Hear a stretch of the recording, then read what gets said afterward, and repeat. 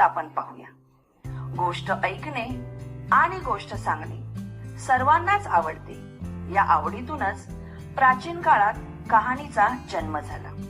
आशयानुसार कहाणीत बदल होतो. ती कथा किंवा गोष्ट झाली. लोककथा, परिकथा, नैतिक कथा, दंतकथा अशा प्रकारे कथांचे अनेक प्रकार आहेत. कथा मनोरंजनाचा एक उत्तम प्रकार आहे. आता कथालेखन म्हणजे एखाद्या प्रसंगावर गोष्ट रचून ती परिणामकारक पद्धतीने लिहिणे. परंतु गोष्ट किंवा कथा लिहिणे म्हणजे एखादी हकीकत अथवा प्रसंग केवळ क्रमाक्रमाने सांगणे नव्हे, तर कल्पनेच्या मदतीने दिलेल्या मुद्द्यांच्या आधारे एखादी मनोरंजक गोष्ट तयार करून लिहिणे म्हणजे कथालेखन होय. कथालेखन करताना मुलांनो, खालील मुद्दे नीट लक्षात ठेवा. पहिला मुद्दा म्हणजे कथेचा आरंभ अथवा सुरुवात अत्यंत आकर्षक असावी. 3 ते 4 परिच्छेदात कथा लिहावी. कथेत संबंधित घटना व दृश्यांचे वर्णन करावे.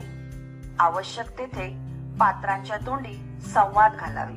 उदाहरणार्थ, ग्रामीण भागाची कथा असेल तर त्या प्रकारचे ग्रामीण संवाद पात्रांच्या तोंडी असावे. लहान मुलांच्या तोंडी समजा तुम्हाला त्याचे संवाद घालायचे असतील तर त्या प्रकारचे शब्द किंवा वाक्य असावे. कथेतील वर्णन भूतकाळातच असले पाहिजे. गोष्टीत जिवंतपणा व रंजकता असावी. गोष्टीचा शेवट आकर्षक व आटोपशीर असावा. गोष्टीला समर्पक असे शीर्षक द्यावे. गोष्ट लिहून झाल्यावर गोष्टीचे तात्पर्य अगदी थोडक्यात लिहावे. कथेत अधूनमधून वाक्यप्रचार व म्हणींचा योग्य प्रकारे उपयोग केल्यास कथा अधिक आकर्षक बनते. कथेची भाषा साधी, सोपी, प्रभावी व शुद्ध असावी. परीक्षेमध्ये कथालेखन हा प्रश्न वेगवेगळ्या पद्धतीने विचारला जातो. पहिला प्रकार म्हणजे कथा बीजावरून कथालेखन. या प्रकारामध्ये कथेचं शीर्षक दिलेलं असतं किंवा एखादा वाक्यप्रचार दिलेला असतो किंवा म्हणही दिलेली असते. त्यावरून तुम्हाला कथा लिहायची असते. उदाहरणार्थ, अति तिथे माती, गर्वाचे घर खाली वगैरे. दुसरा प्रकार म्हणजे मुद्द्यावरून गोष्ट सांगणे किंवा लिहिणे. हा अतिशय सोपा प्रकार आहे. या प्रकारामध्ये काही मुद्दे दिलेले असतात आणि त्या मुद्द्याला अनुसरून आपल्याला गोष्ट लिहायची असते. तिसरा प्रकार जो आहे तो म्हणजे शब्दांवरून गोष्ट तयार करणे किंवा लिहिणे. यामध्ये अतिशय मोजके शब्द दिलेले असतात आणि त्या शब्दांना धरून तुम्हाला गोष्ट तयार करायची आहे. आणि चौथा प्रकार म्हणजे अपूर्ण कथा पूर्ण करणे. या प्रकारामध्ये कथेचा कधी कधी पूर्वार्ध दिलेला असतो आणि उत्तरार्ध तुम्हाला लिहायला सांगतात. आणि काही वेळेस असं असतं की उत्तरार्ध दिलेला असतो आणि पूर्वार्ध तुम्हाला लिहायचा असतो. आता आपण मुद्द्यावरून गोष्ट कशी लिहायची त्याचं एक उदाहरण पाहूया. मुद्दे: एक म्हातारा शेतकरी, 4 मुले, सर्व आळशी, शेतकऱ्याला चिंता, मृत्यूसमयी मुलांना जवळ बोलावणे, शेतात गाडलेली संपत्ती काढून घ्या, शेतकऱ्याचा मृत्यू, सर्व शेत खोदणे, काहीही न मिळणे, शेवटी विचार केला, शेत खोदलेच आहे तर बी पेरू, बी पेरणे, चांगला पाऊस, उत्तम पीक, आनंद, वडिलांच्या बोलण्याचा अर्थ समजणे. तात्पर्य: वरील मुद्द्यांना अनुसरून आपण आता कथा लिहूया.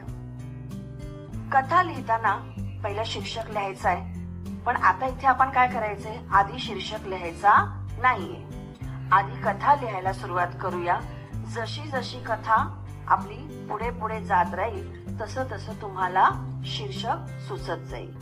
म्हणजे आपण कथा पूर्ण केल्यानंतर शेवटी शीर्षक लिहायचंय. सुरुवातीला आपण त्याच्यासाठी जागा सोडायची. तर जागा सोडल्यानंतर आपण कथा लिहायला सुरुवात करूया. बघा, मुद्द्यांना अनुसरून आपण कथा लिहितोय. सावरसई गावात भिकू नावाचा एक म्हातारा शेतकरी राहत होता. भिकू म्हातारा झाला तरी सकाळपासून संध्याकाळपर्यंत तो आपल्या शेतात काम करीत असे. त्याला 4 मुलगे होते, पण एकाचाही त्याला उपयोग नव्हता. 4ही मुले आळशी होती. दिवसभर खाणे पिणे, चकाट्या पिटणे याशिवाय त्यांना दुसरा उद्योगच नव्हता. भिकू शेतकरी या मुलांचे कसे होणार या काळजीने दिवसेंदिवस खंगत चालला होता. मुलांच्या काळजीने तो आजारी पडला. हळूहळू त्याचा आजार वाढतच गेला. आता आपले मरण जवळ आले आहे असे त्याला वाटले. एक दिवस विचार करून त्याने 4ही मुलांना जवळ बोलावले व म्हटले, मुलांनो, माझे मरण जवळ आले आहे. मरणापूर्वी एक गोष्ट सांगतो, ती लक्षपूर्वक ऐका. शेतात मी खूप धन गाडले आहे. ते मी मेल्यावर काढून घ्यायला विसरू नका. थोड्याच दिवसात शेतकऱ्याचा मृत्यू झाला आणि दुसऱ्याच दिवशी 4ही मुलांनी गाडलेले धन शोधण्यासाठी शेत खणावयास सुरुवात केली. 8-10 दिवस शेत खणण्याचे काम ते करत होते. सर्व शेत खणून झाले, पण काहीही सापडले नाही. शेत खणून मुले दमली होती. आता काय करायचे हा विचार मनात आला. तेव्हा एका मुलाने म्हटले, शेत खणलेच आहे तर बी पेरूया. त्यांनी बी पेरले. त्या वर्षी पाऊसही चांगला पडला आणि शेत उत्तम पिकांनी बहरून गेले. ते पाहून मुलांना खूप आनंद झाला व त्या 4ही मुलांना वडिलांच्या बोलण्याचा अर्थ समजला. तात्पर्य, परिश्रमाचे फळ नेहमीच गोड असते. आपण कथा लिहिलेली आहे. आता आपला एक गोष्ट बाकी आहे, ती म्हणजे काय, तर शीर्षक लिहायचंय. आता गोष्ट जशी जशी आपण लिहित गेलो तशी तशी तुम्हालाही कल्पना आलीच असेल शीर्षक काय असावे. कोणी लिहिल हुशार शेतकरी, आळशी मुले किंवा आणखीन दुसरं काही. मी आता ह्या कथेला नाव दिलेलं आहे परिश्रमाचे फळ. आता मुलांनो, हीच कथा परीक्षेमध्ये वेगवेगळ्या प्रकारे विचारली जाईल.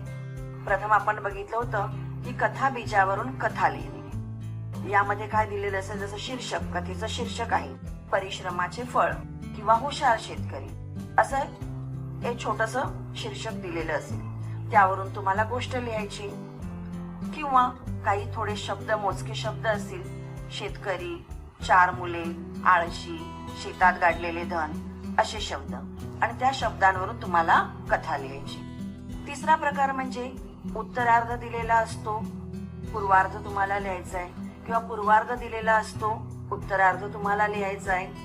अशा प्रकारे ही कथा आपण